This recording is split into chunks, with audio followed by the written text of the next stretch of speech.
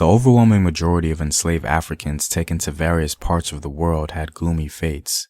While some were able to position themselves to have a tolerable or decent existence, at least compared to other enslaved individuals, there existed an even smaller group that were lucky enough to have been adopted by royals of other nations, offering them a life of comfort. Today, I'm going to be talking about the lives of these enslaved Africans who were either taken care of by royal family members of foreign nations or became a part of the royal family themselves.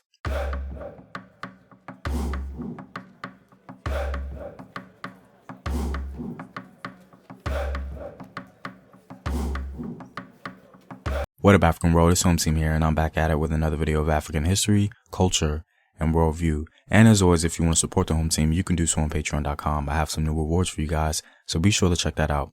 Also, go to Afrographics.com, a website where you can find unique illustrative infographics summarizing African history. All links to Patreon, Afrographics, and Home Team merchandise are in the description box below. To begin, this video is not at all a celebration of enslaved Africans being accepted and embraced by the nobility of other nations, but it's simply a video documenting the journey of a small group of Africans that managed to survive and thrive in the highest positions of human civilization. So let's begin. The first African on our list is Amoba Aina, also more popularly known as Sarah Forbes Panetta. Amoba was a Yoruba princess who was later orphaned due to warfare in her region. The Fon people of Dahomey had been at war with their former Yoruba overlords for quite some time, and during the life of Princess Amoba, Dahomey gained the advantage over some Yoruba kingdoms. In 1848, the Dahomey army invaded her region. They proceeded to kill her parents and put the young princess in chains. The Dahomey ruler, King Gezo at the time, had Amoba as a slave in his court, but was apparently planning on executing her. The British during this time, in an attempt to repackage their image and position themselves, suggested the so-called legitimate trade, which was supposed to be an alternative to the chaos of the present slave trade of the time. This was largely motivated by Britain's desire to have more influence on local matters and expand imperial rule rather than any moral ambition. Regardless, before she was executed, Captain Frederick Forbes of the Royal Navy intervened, convincing King Gezo to instead give her to Queen Victoria of England. Captain Forbes then renamed her Sarah Forbes Panetta after his naval ship. In England, Amoba met the Queen, who was impressed by her exceptional intelligence as she excelled in her education. Over time, Queen Victoria grew very fond of Amoba and raised her as her goddaughter, allowing her access to Windsor Castle regularly. The next African on our list is Sabak el-Shur. Sabak was a young Nubian from Kordofan, Sudan.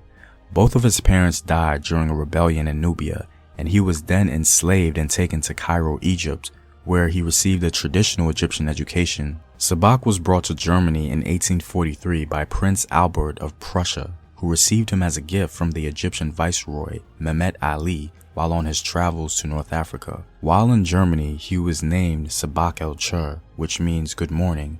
Apparently, he was given this name because that was the only Arabic word the Prussian prince knew.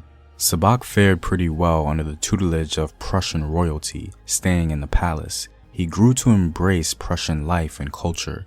He later went on to marry a local woman and had a son named Gustav, who became a respected soldier and an imperial bandmaster. Upon the death of the prince, Sabak was elevated to the position of administrator of the palace, where he served until his death. Our next African is Anton Wilhelm Amo.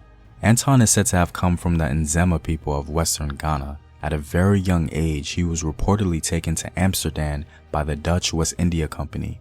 Upon his arrival in Amsterdam, he was given as a present to Anthony Ulrich, a member of the House of Wealth and the ruling prince at the time.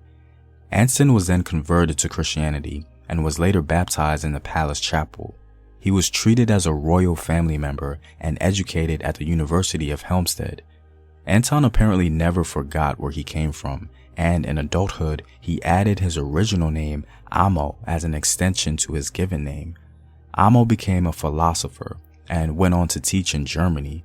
Some sources proclaim that Amo became the first known African to have attended a European university. The next African on our list is Mamadi Make, also known as Angelo Soliman. Mamadi was believed to have come from a region in northeastern Nigeria or Cameroon. As a child, he was kidnapped and enslaved and was taken to France, where he was then sold into servitude to a wealthy Sicilian family in the Italian province of Messine. In Italy, he was baptized and educated and was given the name Angelo. He was later presented as a gift to Prince Lobkowitz, the Austrian governor of Sicily. Mamadi served as the prince's valet and traveling companion, where it's reported that Mamadi even saved the prince's life. Upon the death of Prince Lobkowitz, Mamadi ended up in the household of Joseph Wenzel I, the Prince of Liechtenstein in Vienna, where he became the chief servant and royal tutor for the heir. Being an intellect, Mamadi achieved prominence in that society and the Freemasonry order, whereby he was the Grand Master. Sadly, after his death, his body was exploited as a mummified Moor. And finally, the last African on our list is Abram Petrovich Ganable. Abram was believed to have been born somewhere in Central Africa near Lake Chad in the modern-day country of Cameroon. He was also believed to have been royalty himself, as some suggest he may have been a son of a Central African sultan. Abram was later enslaved and taken to Constantinople in Turkey, where he stayed for about a year under the service of Sultan Ahmed III. When a Russian ambassador visited Turkey, he also inquired about getting an African slave for Peter the Great's palace in Moscow. Abram was selected for this purpose and taken to Russia for a bribe price. In Russia, Abram was admired by the Tsar as he noticed his intelligence and his great potential for military service. He adopted him into the royal household and was baptized. Abram would travel alongside Peter the Great's military campaigns and learned a lot. Unfortunately, after the death of Peter, Abram was exiled to Siberia upon the ascension of the new Russian ruler. During this time, he built a fortress and led several construction projects where he became a master engineer. Upon joining the French military, his exploits allowed him to rise to the rank of captain. Abram later rose to become a prominent member of the imperial court during the reign of Peter the Great's daughter, Elizabeth. His children became members of Russia's nobility, the most famous being Alexander Pushkin, a Russian poet, playwright, and novelist. Well, I'm all out, guys. If you like these videos and want to help out in its continued production, you can do so on patreon.com. The link is in the description box below. Know thyself. Remember your ancestors. Peace.